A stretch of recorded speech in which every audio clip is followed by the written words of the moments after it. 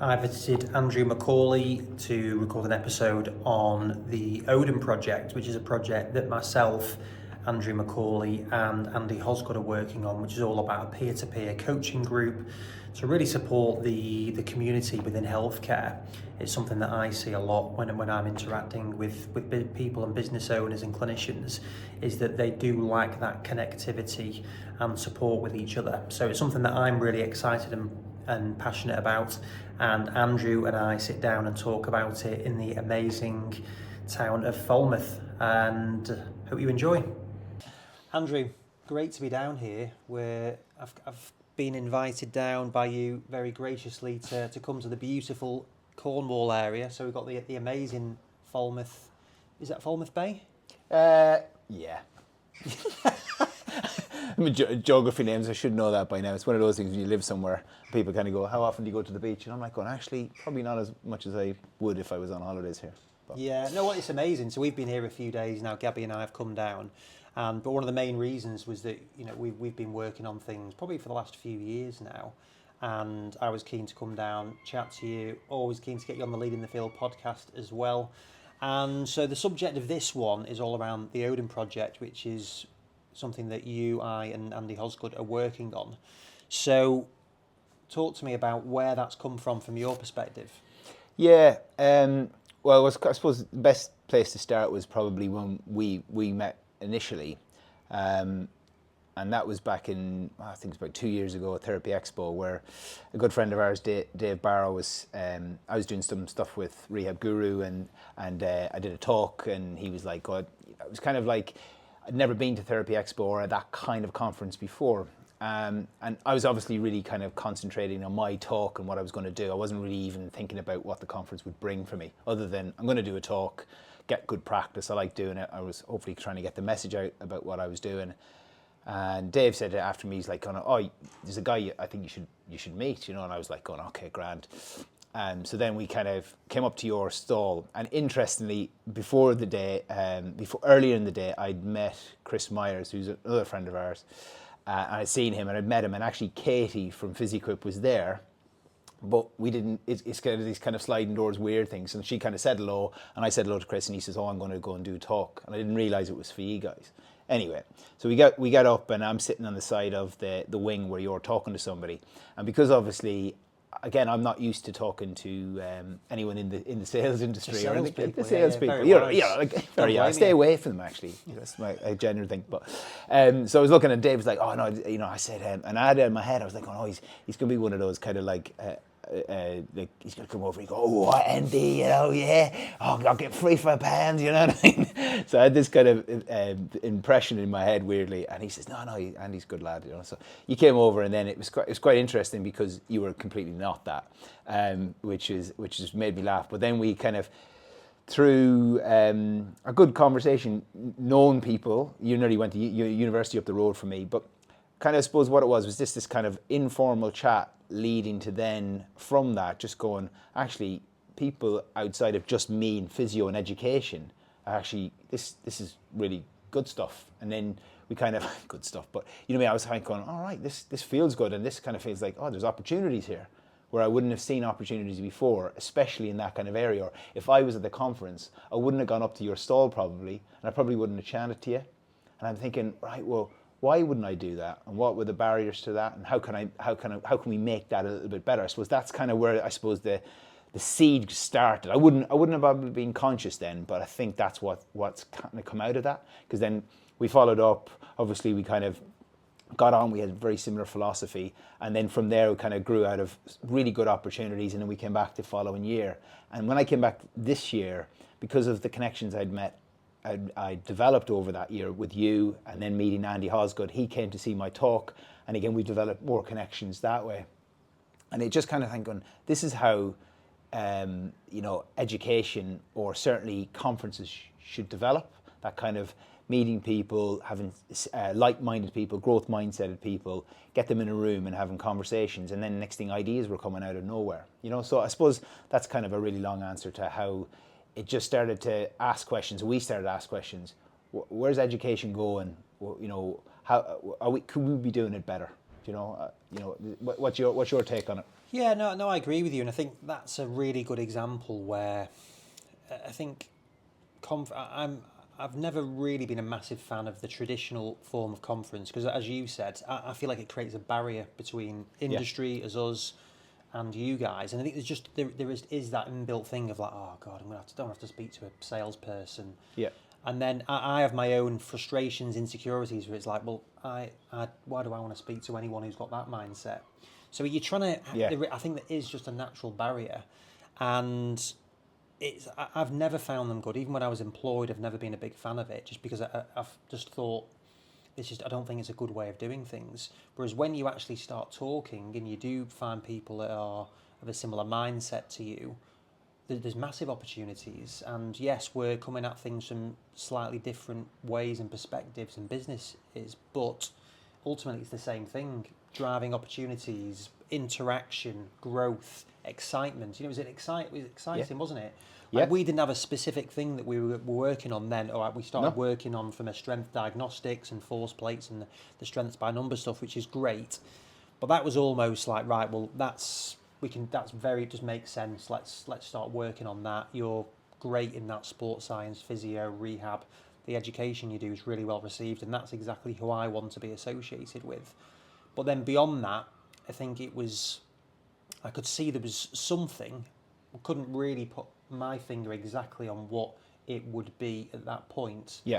Hence it being, it's going to be 3 years this year was the first time that we met. Yeah, 2.5 years ago. Yeah. And I just think it's interesting that's like Dave Barrow, great lad. It takes just that connection, not much, just a little bit of look, there's this guy, he's all right, trust me, he's all right. That's all it takes, and I'm a big believer in that, where you've built up a reputation and just built rapport, trust, all of those things. And what I was thinking is before we were going to have this chat, I was thinking, it's one of those things that you don't really think is going to be a thing until it happens, and afterwards you're like going, oh, that's what I needed. What I mean by that is like having those conversations. You don't go into the conference thinking, I'm going to have a conversation that's really going to be the main outcome of that conference. You think you're going to be going, watch somebody who's going to tell me something, and then I'm going to get that information, and that's going to change my career. But it actually doesn't work like that. So we digest that information, and look, obviously I deliver that information a lot in lectures, but I'm beginning to think more and more that it can't all be about that direct, do what I'm trying to preach. And Matt Phillips made a really good comment on a podcast I did with him recently, was saying like, we're up on stage teaching people to listen and to really explore our patients and understand them and spend the time to do that. Yet our education is completely like, we're going to just talk at you and expect that in this case, the physios or the healthcare professionals to kind of go, okay, I'm going to absorb that. Yet in their world, they could be swimming in a whole bunch of fear, worry, concern, and you're going, right, well, I want you to measure strength now because strength measurements, and here's all the evidence for it. And they're like going, how am I going to afford that? How am I going to put that on? Who am I going to buy it off? Are they just going to try and sell me anything? There's this lack of trust. So people think, oh yeah, you should get this stuff and trust me. But actually all we're doing is just speaking at people. And I think that was where we were getting, we were at these conferences and all it was like, here's the information this way and here, buy this stuff. And no one's actually looking at the person and saying, what's your life doing? What are you doing in your career? Where do you want to get to? You can't just go and spend 15 grand on a piece of kit if you've no idea where you're wanting to get to or where the barriers, because that piece of kit, that 15 grand could be absolutely the best thing you've invested in. That could be exactly what you need, but you've got too many barriers to understand that because you haven't really self-reflected or you haven't really shared that with somebody who's going to be able to say to you, look, just take these stepping stones and just like we do with patients, you'll get to a goal. But we don't do that in education or we don't do that at these conferences. So without those connections that I had on those days, I would have been wandering around like basically going, this is just a sales venue. So then I'm just going to go to the lectures and then just get lectured at. And probably after a while, I'm going to get just overloaded with information and kind of walk around with a bag of free stuff that I don't know what I'm doing with. And like, what's that about? And I just think we then came together and we were like going, the three of us, instead of saying, well, what are the emotions? Are people feeling this way? Because we're feeling this way. Are other people feeling this way? And that's when the scorecard developed. And so Andy's brilliant work around the scorecard and looking at the emotions and finding out where people are. We've got now well over 100 people filling out that scorecard and confirming our kind of suspicions. Even just that data that Andy was telling about us earlier, like 50 or just under 50% of people, under 50% of people, I got completely blank now. So 50% of people, 46, I was like saying it about 20 times. I think 90% of people, oh yes, of course, it's the obvious one. 50%, less than just, I think it's 46% are not happy. That was it. They're just not happy in their current role. That was it. So really that's like 1 in 2 people not happy who filled out that questionnaire. But 90% of those people kind of know where they want to be or where they're going or where they want to get to, actually, is more importantly. And then the next thing that was really interesting is that 40% of them people knew that there was what their barriers were to getting there, but only 25% are actually doing anything about those barriers, which is completely like 1 in 4 people are doing anything about the barriers to get where they want to be, and they're actually unhappy. So there's got to be something that we need to do differently with regards to, what we've talked about, meeting people, getting people together, and actually solving these problems in a collaborative way, as opposed to on your own, siloed, thinking that, oh, maybe I'm just not very good, and imposter syndrome and all those other things we hear that people suffer from.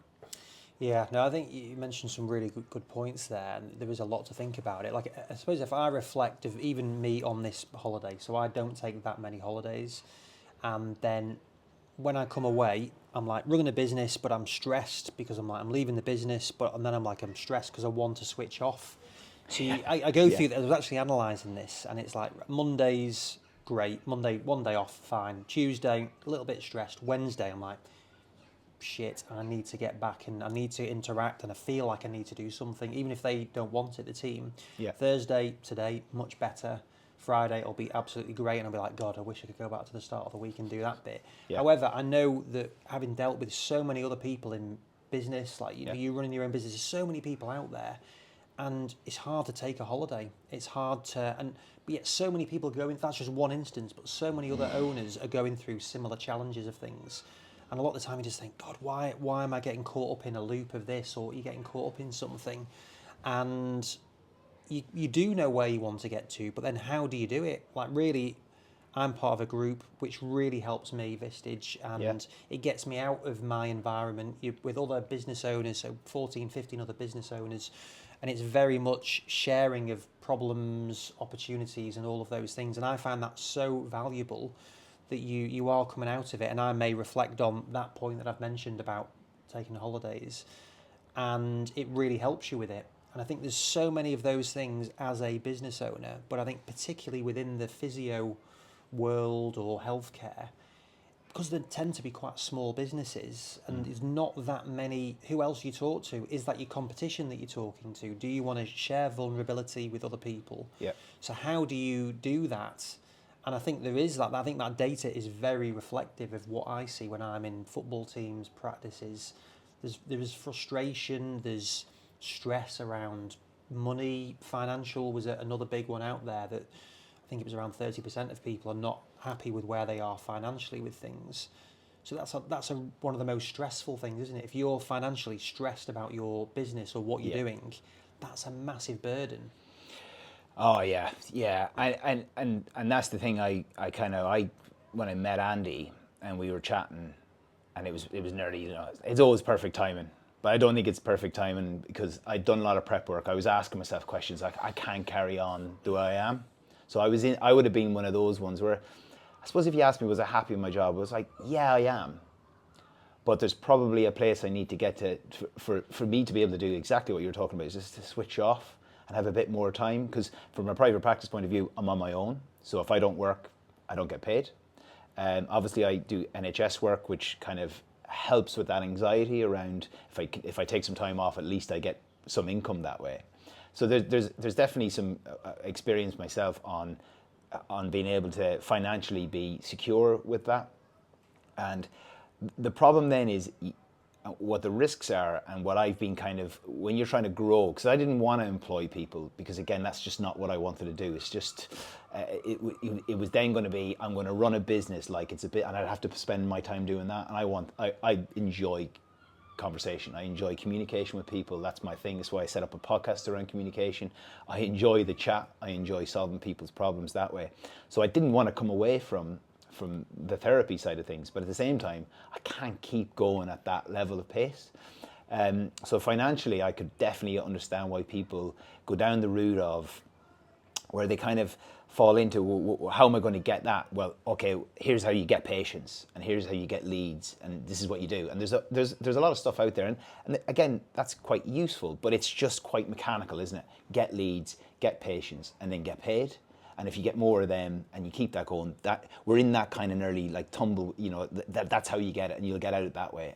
But that's not really the point, is it? It's kind of like you're just in this kind of world, you're chasing this, and it's just stressful. It's like going, actually, is there a better way of doing this? Is there people out there doing this in a better way? Because I think there's so many people in that kind of cycle of just, right, I need to get a certain amount of patients in, and if I do that, then I'll make my money, I'll be able to pay my mortgage.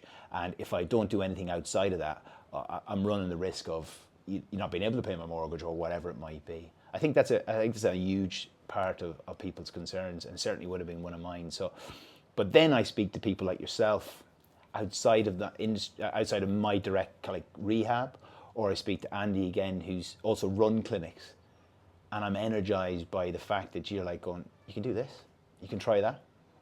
And the conversations we keep having in our group, if you like, I'm always a bit like, I'm buzzing after them. You know, I kind of come away, and again, you can't explain that to people. Like, people say, well, what's happening in those conversations?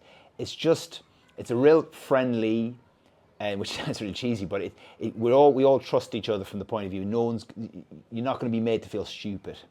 And actually, people, as Andy would always say, curious questions are always good. And we, you know, when you come away from those kind of question sessions, like, I don't know what you feel about it, but you're like, right, I've solved the problem, I'm moving on.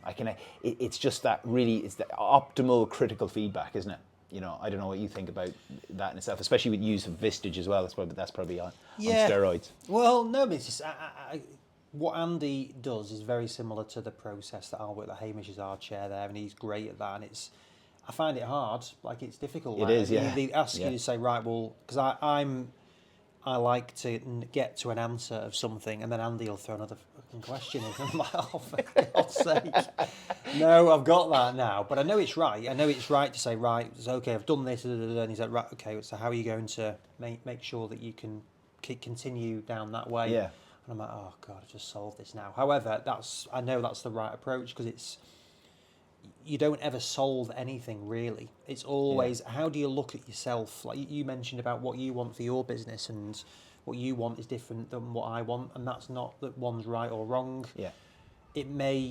Us chatting may reflect, and you may think, actually, some of that may be good for me, but it's always got to be you've got to feel it. Yeah. And that's what I think is so important with what we do, with getting those people around you that you can trust, but also will challenge you. Yeah. And that I think is that combination of support but challenge is so important in things, because otherwise it could just be, oh yeah, great, yeah, carry on doing that, yeah, love that, when you actually might think, wouldn't have done that. Maybe you do need to do more social media. Maybe you do need to do whatever, and it's trying to help people get to the bottom of where they're at. And for me, not that that's in a formal coaching capacity, is really helpful to do that and help someone. I find doing that process yourself is so rewarding, and you feel good because you're challenging them to. If I'll do it internally within our company, it's great because I'm surrounded by a team who want to be great, want to be better, and I think that's really important, is having the right people that you're working with. But then you've got to be challenging and supportive in that same zone, and that's definitely what it is with you and Andy, and other surrounding people within that. Yeah, certainly the other people we've talked about this idea as well, all seeing the same kind of out of the same hymn sheet.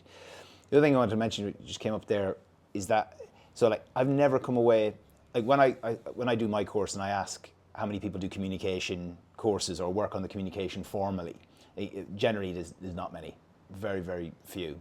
but yet they'll have done courses on joints or pathology or something like that, you know.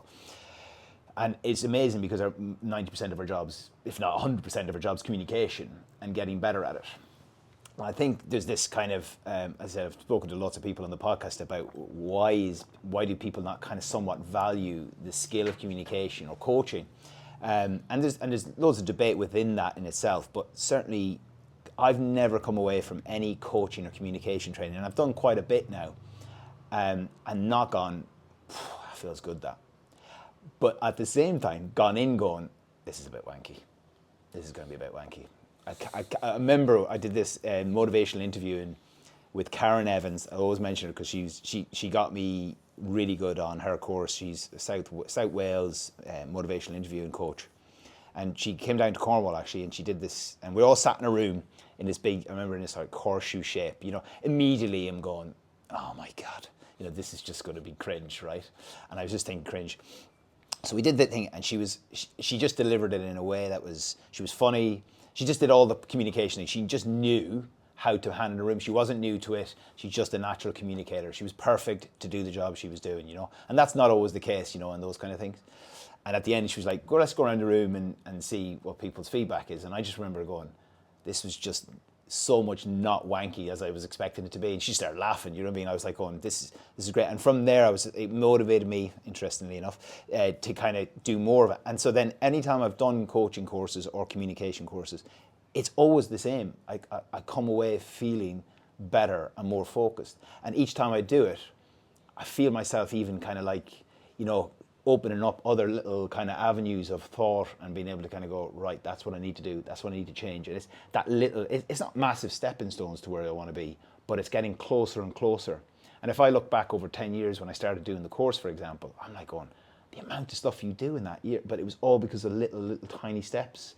And it's by finding people that are similar, supportive, and just keep pushing you towards that you know, that end goal, really. So I just think with what we want to set up is, if you can get into a room with people in really good environment and supportive environment, and ask questions and be part of that group ongoing, like, surely that's going to be beneficial for people, in my opinion, and what I've experienced in the past as well. I don't know what you think of that. Definitely. I think I feel really lucky that I go into so many businesses, teams, all of this, and I'm impressed with genuinely, not everyone, but a lot of them. You know, some of them really not at all. But that, in all seriousness, it pretty much is everyone, because it's like that for one, you've got to do a big academic achievement. It's a very academic subject going into any sort of medical space.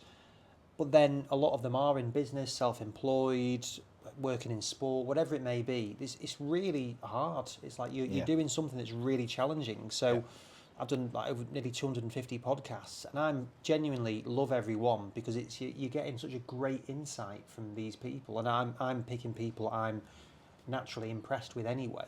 But every business that I go into, it's like normally they've got an idea of what they want to do. They want to help improve, get patient outcomes, all of those things. But there's also so much stuff that I see that I think you could speak to them and that'd be amazing. And actually what you're looking at here could be good. And I'll do that. I'll connect different things. But that's quite small scale. If, I'm obviously got other priorities that I'm doing, but if I see something, I'll be like, right, you definitely need to speak to them. Like I'll say, you should get X on your podcast. And I think they'd be really good. But that's quite small scale, very specific. You and I speak a lot anyway. Whereas I feel like if we could get more people together in that process, I'm a massive believer, get yourself out of your environment. I think that's so important, because you're in your office, you're in the same, looking at the same clinical bed, and it's just like psychologically you're in that zone of things. And it's like we were saying as well, it's not just physio, it's like it's healthcare professionals. You speak to, like I remember speaking to some dentists one time about something, I can't remember what it was, when they just went, oh, we just do this, and I went, that's a great idea. Why don't we do that? You know what I mean? Like just out of the industries, and it feels a little bit less threatening as well, when you're hearing it from a different healthcare professional as well. Like I remember I actually enjoy doing coaching courses when there's no physios on there.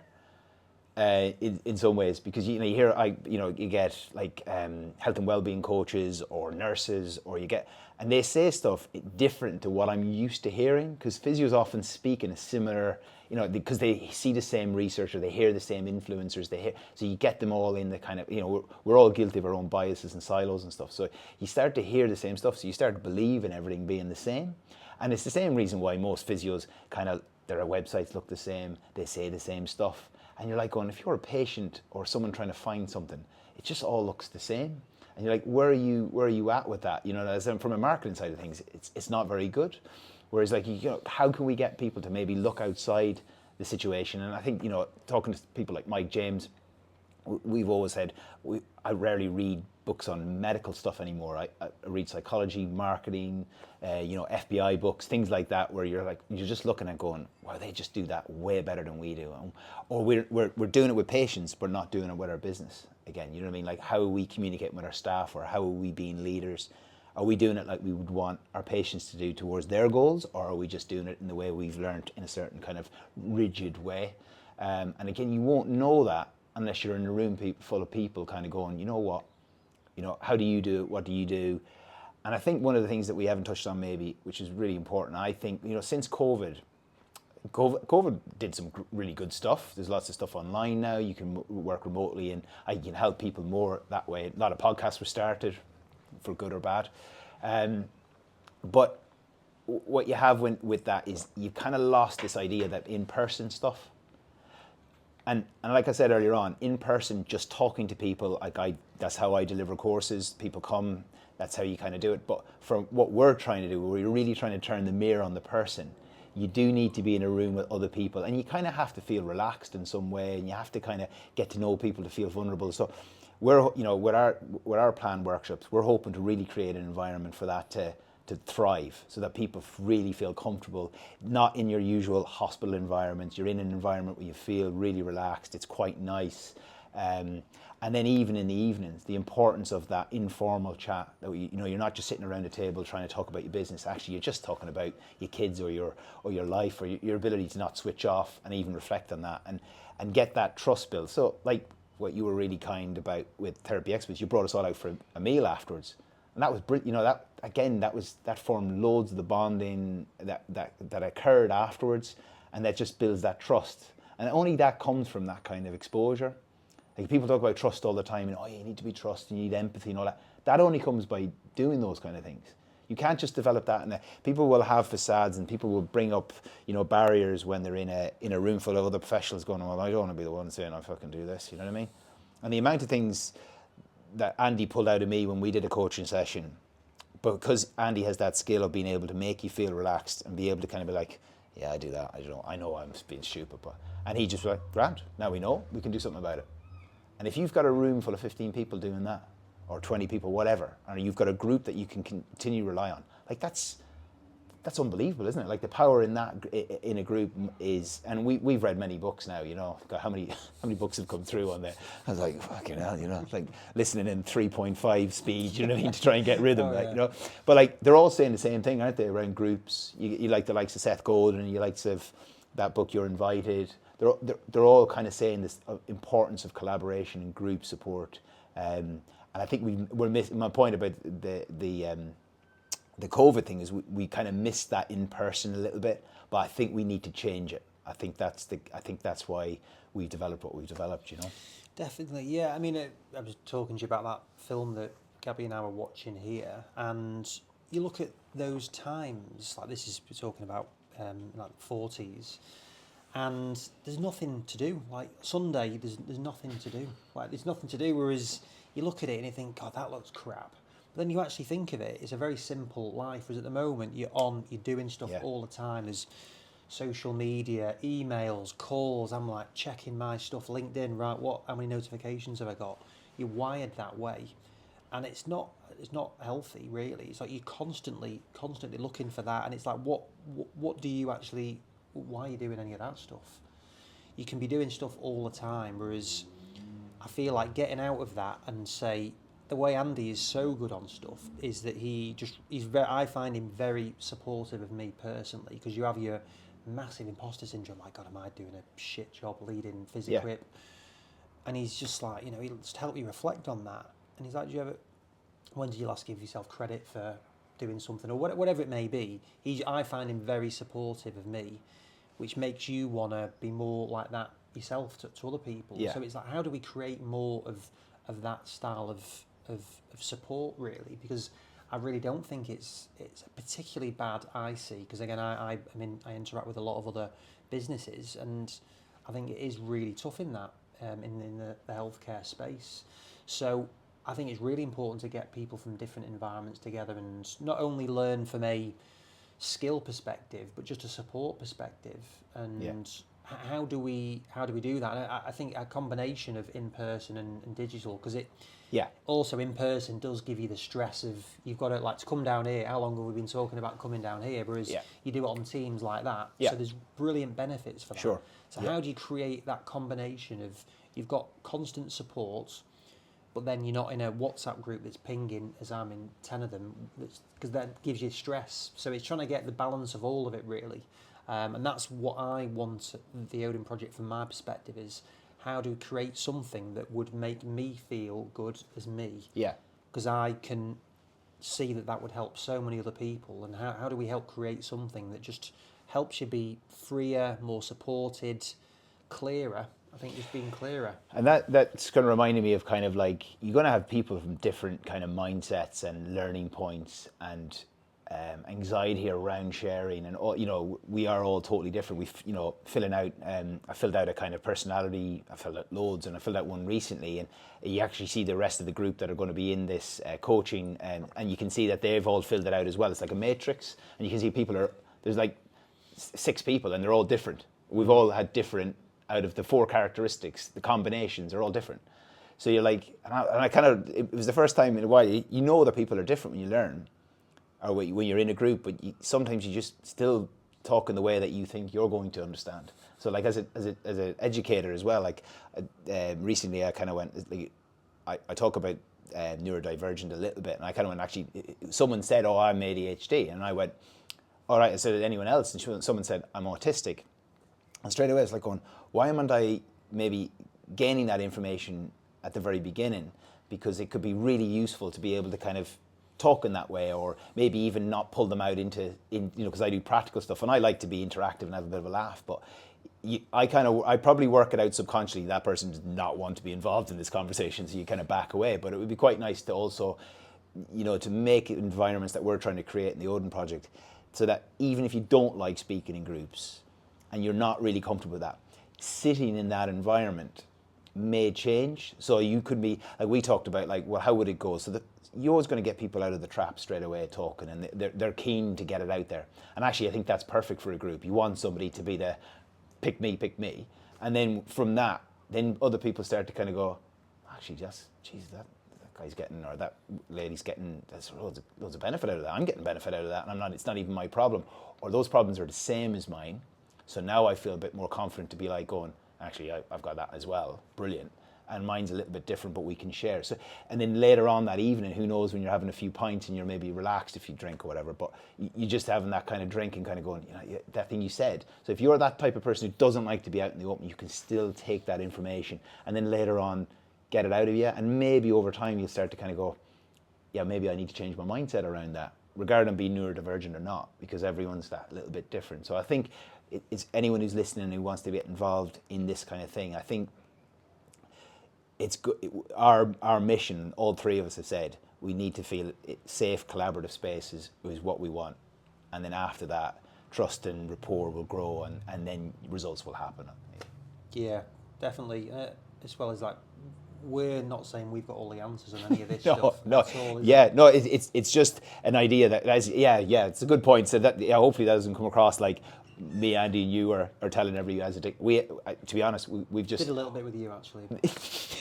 we're not, but like we're constantly going all the time. So we're benefiting from it, but we're always asking these questions. So actually, in the group, selfishly, if any of us happen to be there, because we may not be in every group or whatever, but if you were there, I'm like going, I've never come away from a session like that with people and not robbed stuff as well. Not got benefit from that, even listening to it, because it even benefits your questioning of things. If someone's saying stuff, you're kind of thinking, right, what would be useful here? What, you know, how am I going to help this person? It's much easier to ask questions of other people as well. I often find, you know what I mean? And then you can realize actually that's the same thing I'm not doing, you know? So yeah, we are definitely not, this isn't, the Odin Project is to summarize that, you know, the idea of it, even though we struggled with the name for a long time, probably for another podcast. But the idea that it was kind of like all over. It wasn't just one person's idea. It was that we're trying to encompass all aspects. I think, you know, he's the God of war and peace. Do you know what I mean? It was like, it was everything. We wanted to encompass that. We don't have the answers, and actually that's the big part of it. As a group though, you will find answers, as opposed to someone telling you, like the traditional idea of, here, come on my course, come and do my thing, we'll tell you what to do, and then you'll get these results. It's actually, you've got the answers, you've just got barriers, like what our data is telling us. People can even see the barriers, but don't know what to do with it. Yeah. So and only they can come up with the answers. Yeah. Do you know what I mean? Yeah, and then why do you think, or what is it in people that there's just so many, like if I look on my Instagram, there's like 10 new patients, sign up to this, we'll guarantee you this, Yeah. no money down, I can't believe how many there are of them at the moment. Like it feels like and they're all, seems like there's loads in the UK on it. And that stuff doesn't particularly resonate with me. However, I can see that if you're running something, Yeah, it's appealing, isn't it? It's appealing. It's like, look, that's what I need. I need more money. That's what I need. I need more clients through. If I get that, that's going to help. Yeah. And in particular, I suppose the pressure is even more when it comes to having a clinic full of, if you've got 10 staff and you've got to have those diaries full with the overheads you've got and everything, the pressure. So that would seem like, right, if I can get those numbers in. But like, for me, this just does not sit well in the fact that I got into care to help people get to where they want to be and coaching them. And that's why I got into it. Now, I appreciate there's a business side of things, but once it starts to turn into number games, you know, you got to ask yourself, what are you in this game for? You know what I mean? Like we've always said, we're in the game here to make people's lives better. Now, we're not here for charity. Let's get it right, you know, as well. Like you have to make a living. But our values has always been, like if in the Odin Project, it's like getting people to get to where they want to be in their career, whether that's a physio for Man United, or whether that's running their own clinic, or being a leader in the NHS, or doing something in education. Like I've had conversations with physios and they're sitting there and I'm like going, they're really into research. I've had a couple of physios and I'm like going, so what are we doing with getting you into that? And they're just kind of like, well, nothing really. And I'm like going, what do you mean nothing really? So you're really into this, and they're just like, and 2 or 3 questions in, they're like, oh yeah, I don't know why I'm not doing that. I'd really love to do that. Like, it's bizarre. That's happened in the last 2 years. I've had 3 people where I've just had like kind of a little bit of a coaching session. They work in the NHS. We've just had a chat. And next thing they're like going, yeah, I could do that. And I don't know why I haven't even started. So it's I think I've kind of gone off in a way of like a slight tangent to that. But that idea is that going back to what you really want will create that finance and will create that kind of success feeling that you have, as opposed to just getting numbers in and just, all right, that will cure it. And I think it's the age old, once I get that car, once I get that house, once I get that money, I'll be grand. And we know that doesn't work. Everybody knows that we still, like, I think there's that study that's been rinsed to death about, like, after a certain, like, we're talking about finances, which is, you know, again, has come up as a big thing.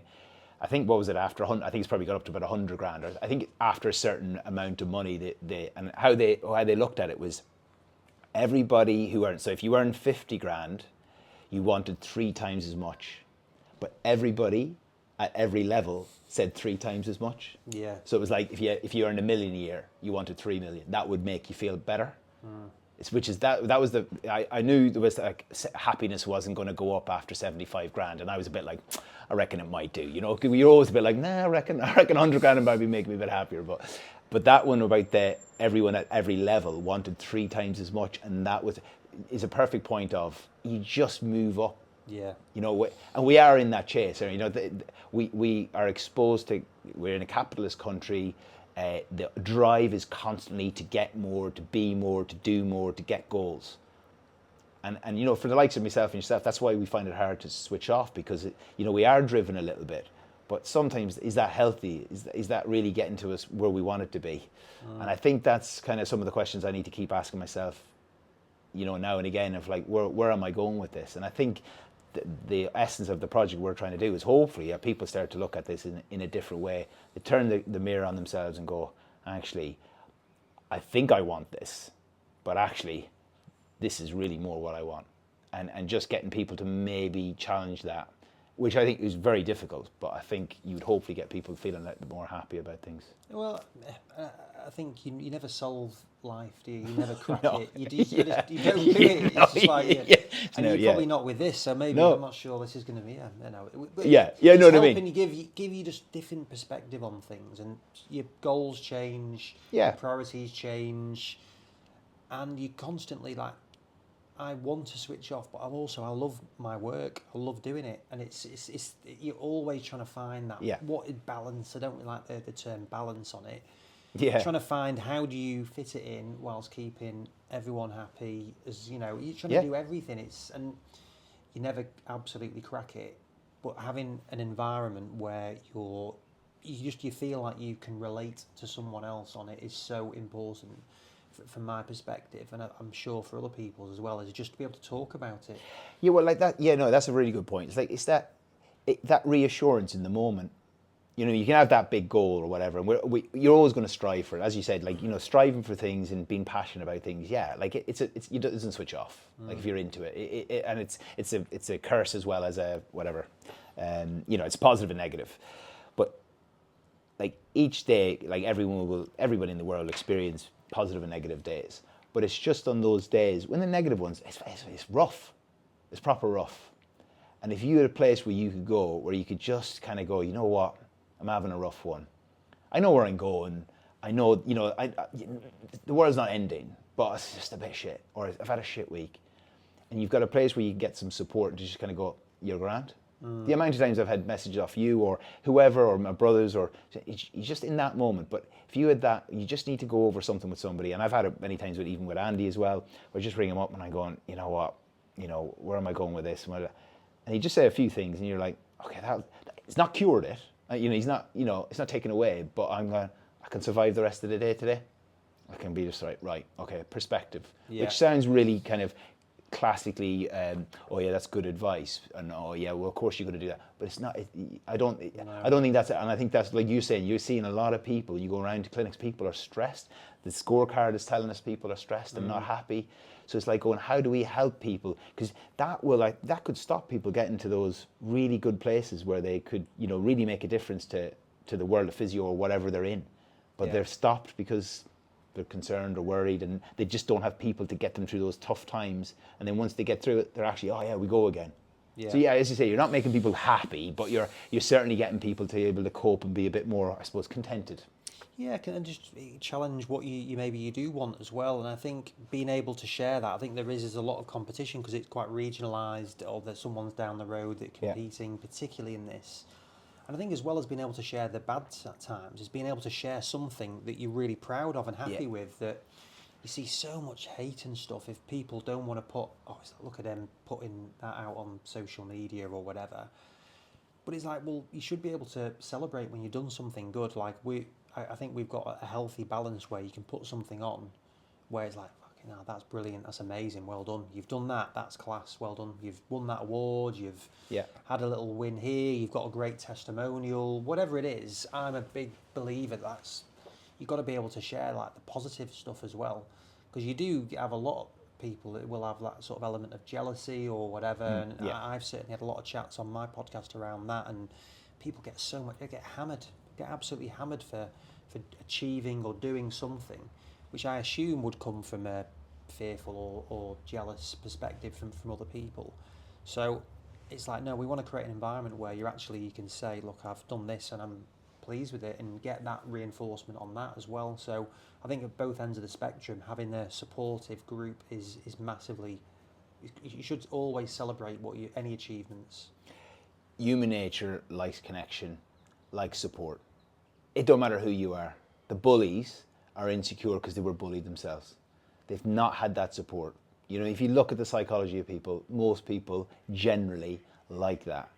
Yet it's easy to go into, we've been forced into an area where you go into classic right, left, extremes, you know, this and that. It sells as well, you know, it's attractive, clickbait, you name it. It's very, very easy to go down that route. And the way the world of marketing can send you there a little bit, some of it. But then the world of marketing also, if you look into it, is actually really good at, maybe we sell a different type of world. And yeah, you're going to get mistakes. And maybe say we don't completely agree with how you maybe run your business. But that's not up to me. That's up to me to kind of go, maybe I'll ask some good challenging questions. Maybe you can actually do something about it in a supportive environment instead of this kind of negativity. No one's ever responded well to that, have they? No. No one changes their mind. We've got bags of evidence that all that just does is drive people more and more into their biases and into their silos, because they just think, right, the natural primal thing is to go, fuck off, basically. Who are you? No one ever responds that well to complete abuse. Do you know what I mean? It's just not. So like, why does that happen? Because again, obviously the way we're wired in our psychology. So I think, it may not be for everyone, but I think what we're trying to develop, and the thing is we don't have all the answers, and this isn't about us. This is about a project that people hopefully will kind of look in and go, wow, that's a supportive place. And I think that's going to get me personally, not anyone else, just me in my world, to where I want to be, and it doesn't matter where that is. Yeah. Great. Yeah, no, I was going to ask, like, what would you want this to be in 5 years' time? I would hope to think that people would see the value in what we've talked about, and that they would be generating it, like they all ripple, Bruce Lee effect, the pebble in the water, that areas and people will feel empowered by this idea. And I think that book You're Invited talks about Weight Watchers in the first chapter. Now, not a massive fan of Weight Watchers, and it was quite interesting because it was bought over in the early 80s. I didn't realize that from the original lady who started it. I can't remember, it was like 70 million. It was quite a lot of money she sold it for, and then it became a food company, basically. But it was quite interesting why she started in that group. So she just started because she was an overweight lady, and she got people together and started to, it was connection and people sharing stories, and then suddenly by that people were losing weight. So the initial ethos of that business is kind of very similar to what we're trying to do here, in that we're not trying to set up a Weight Watchers type company and sell people stuff that they don't need. I think what I'm hoping is that people will start to understand that these little groups can be supportive all across the world, and actually really have in 5 years' time, I would love the fact that there would be loads of groups getting benefit from that, and then we could come and run a conference or a regular conference that would support that type of behavior, and that people would come in from all different areas, and instead of just being spoken at or sold to, they are the conference. And that everyone, it comes together, is like they know, because everyone's been used to that kind of environment. So there's not this shove a load of people in a room and hopefully they're going to get on and network. Actually, it is a network. So people are just going to be like, wow, this is amazing. I can't wait to get to that conference. It's going to be like a break, like a this is going to be exciting. You know what I mean? That's what I've always wanted to get from a conference. I'm like I am a bit excited, but then I get there and I'm a bit like, where I'd love it to be, where we get to a place, everyone's like buzzing, there's a good social, and then people are walking away enthused or excited and ready to go again. And it gives them that in their work life, that little bit of, I think I can get to where I want to be. I'd love to see that. Yeah, no, I think that you've articulated it well there. It's not going, this is the best, this is gold standard. Of this stuff, it's not that, it's not binary, this is crap, that's amazing. No. It's not any of that stuff. It's like, how do you just look at yourself, find a place that will ask you questions, be supportive, but like you said, I think globally, because I go to a lot of different countries and it's the same everywhere. Yeah. Like the States, got a lot of contacts over there, and it's exactly the same there. How do we share best practice, whatever they think that is? Doesn't mean it's best practice as in this is literally what it is. It's whatever they think it to be.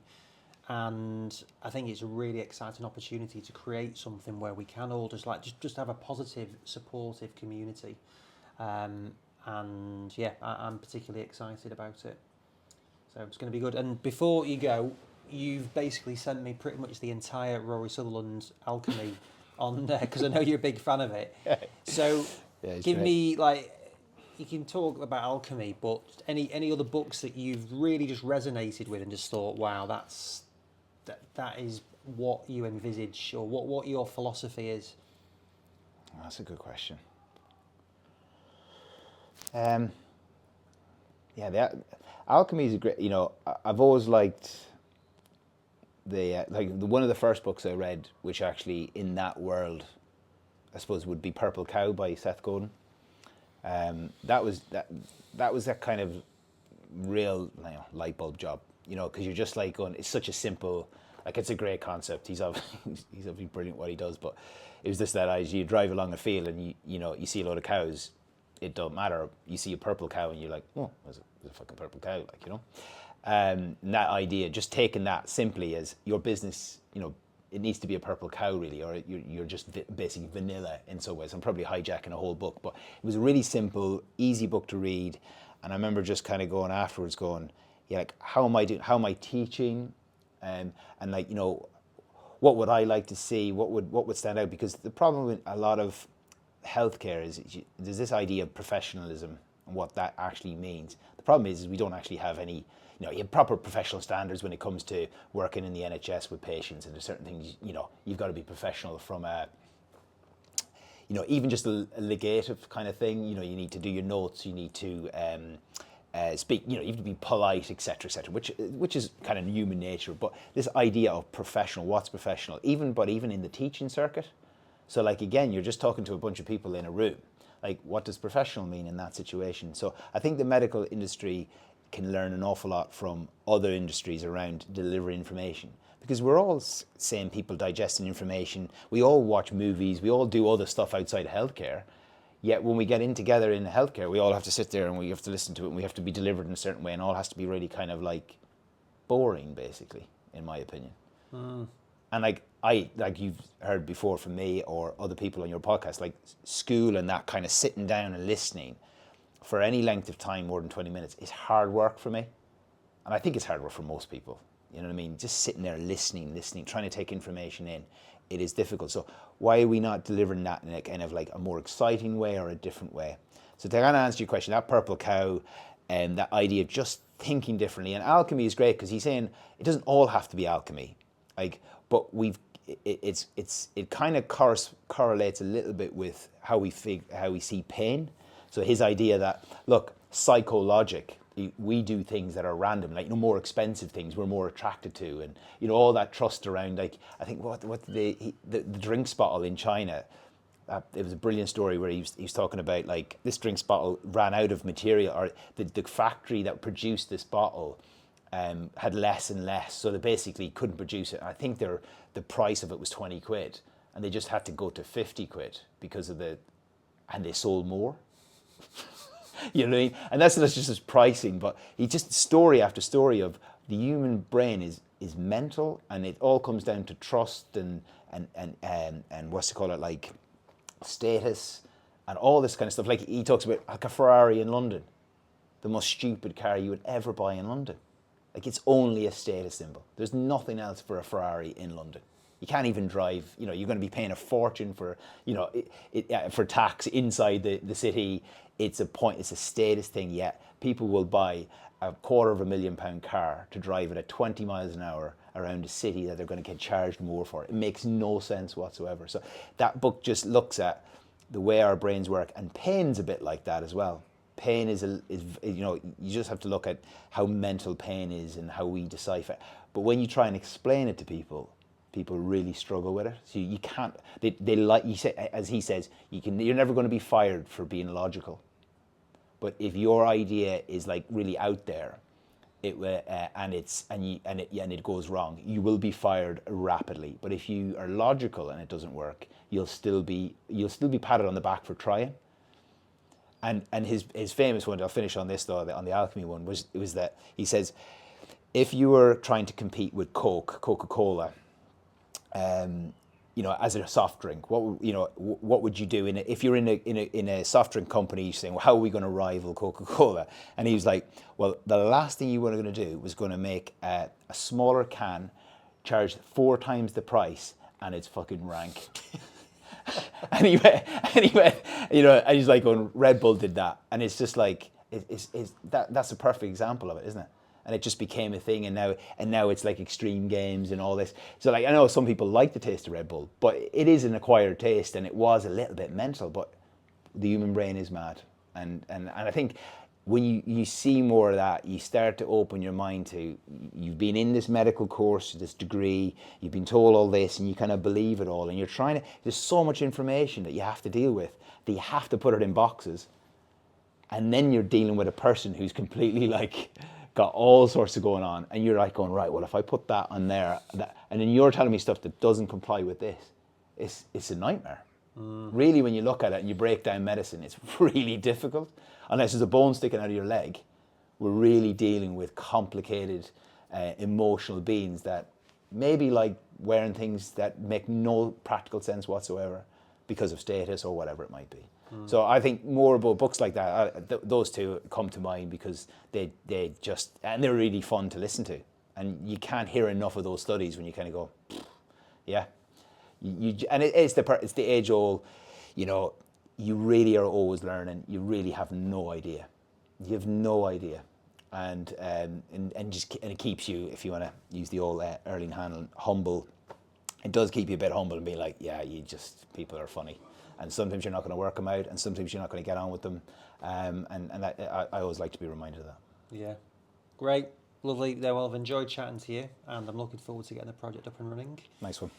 And let's go and get some seafood. Absolutely.